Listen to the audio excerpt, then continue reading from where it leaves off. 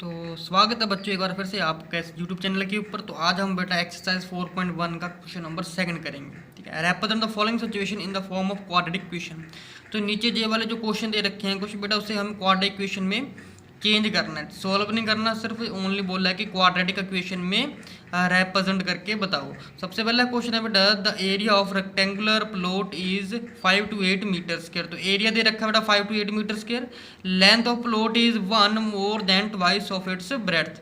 तो कह रहा है कि जितनी जो लेंथ होगी बेटा प्लॉट की वो उसकी ब्रेड्थ से ट्वाइस करके एक ज़्यादा होगी। तो we find the length and breadth of plot. तो लेंथ और ब्रेड्थ जो है प्लॉट की वो फाइंड आउट करनी है। ठीक है जी। तो चलिए जरा सिचुएशन को हम एक क्वाड्रेटिक इक्वेशन में चेंज कर लेते हैं। तो सबसे पहले जो जो गिवन दे रखा वो लिख लेते हैं कि एरिया दे रखा है बेटा हमें, area of rectangular plot, area of rectangular plot. ठीक है जी, रेक्टेंगुलर प्लॉट का जो एरिया वो दे रखा है वो कितना दे रखा है बेटा 5 to 8।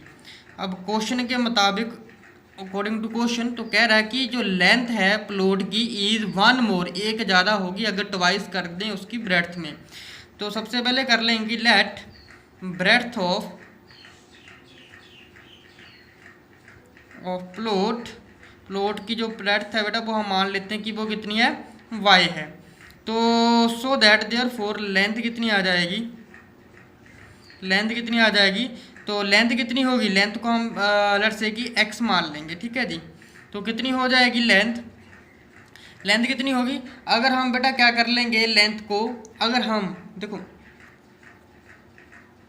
लेंथ किसके बराबर आ जाएगी, अगर मान लीजिए जो प्लॉट की हमारे पास दे रखी है वैल्यू, वो कह रहा है कि अगर हम इसका ट्वाइस कर दें, ठीक है, और इसमें क्या कर दें एक ऐड कर दें, तो इतनी जो है लेंथ आ जाएगी किसकी, प्लॉट की आ जाएगी। ठीक है जी।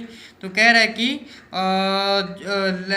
Length and breadth find out करो प्लॉट की। तो एरिया दे रखा है तो फॉर्मूला हम सबसे पहले यहाँ पर एरिया दे रखा है तो एरिया का फॉर्मूला लगा लेंगे। तो area of rectangle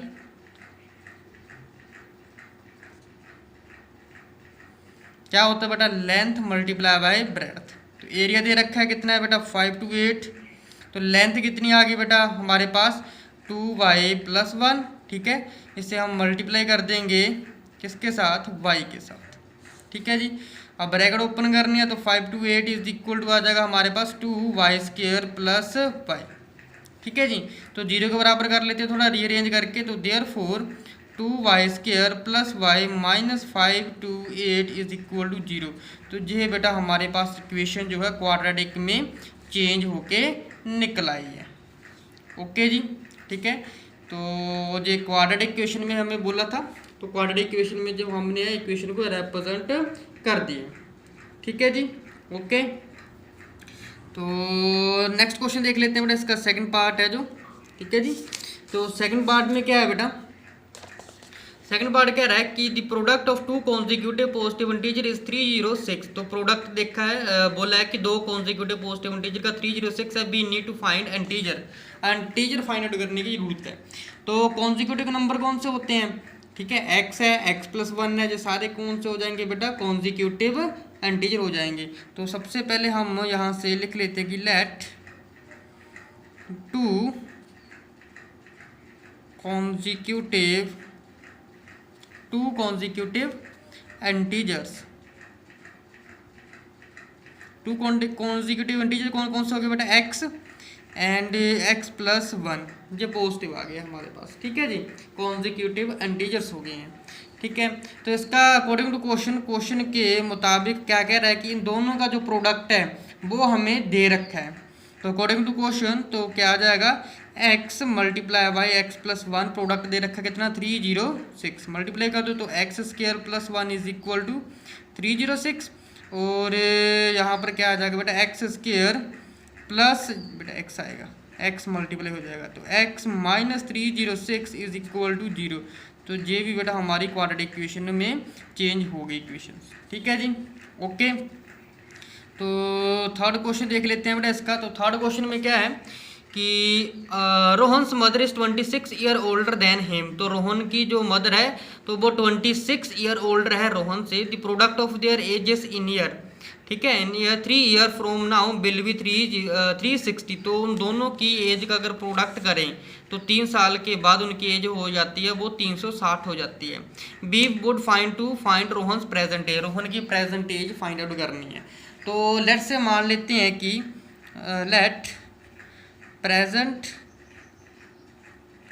as of Rohan वो मान लेते हैं कि x है, ठीक है जी। इसी तरीके से उसकी मदर की एज जो है वो कितनी आ जाएगी, क्या कह रहा है, मदर की एज क्या कितनी होगी, जितनी रोहन की एज है उसके 26 ईयर ज़्यादा है। तो रोहन की एज में हम क्या कर देंगे 26 ईयर ऐड कर देंगे तो उसकी मदर की एज आ जाएगी, ठीक है जी। तो उसके मदर की एज आ जाएगी अकॉर्डिंग टू क्वेश्चन। क्वेश्चन कह रहा है कि 3 साल बाद कह रहा है, ठीक है जी, 3 साल बाद कह रहा है। तो आफ्टर 3 ईयर्स,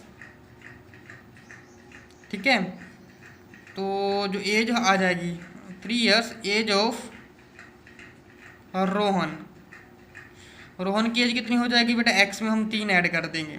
इसी तरीके से एज ऑफ उसकी रोहन की मदर की, रोहन्स मदर, तो एज उसकी कितनी आ जाएगी, देखो पहले कितनी थी x प्लस 26, इसमें 3 ऐड कर दिया तो कितना आ जाएगा x प्लस 29, 3 साल बाद ये इतनी एज आ जाएगी, ठीक है जी। तो देयरफॉर अब क्वेश्चन क्या कह रहा है, इन दोनों की एज का प्रोडक्ट, तो 3 साल बाद यानी 3 साल x प्लस 3 और x प्लस 29, इन दोनों का क्या कर देंगे प्रोडक्ट कर लेंगे, x प्लस 3 x प्लस 29, दोनों की एज के प्रोडक्ट का जो आंसर आता है वो 3060 आता है। अब इसे सोल्व कर लेंगे तो सबसे पहले बेटा x को मल्टीप्लाई कर लेंगे x प्लस 29 से, और जे प्लस 3 है इसे भी मल्टीप्लाई कर लेंगे x प्लस 29 से, इज इक्वल टू आ जाएगा 306। तो ये आ जाएगा x square plus 29x plus 3x plus J हो जाएगा 9 3 का 27, 2 चलेगा 3 2 6 और 8, ठीक है जी, इज इक्वल टू आ जाएगा 306, ठीक है जी। तो 29x plus 3x, 29x plus 3x कितने हो जाएगा बेटा 32,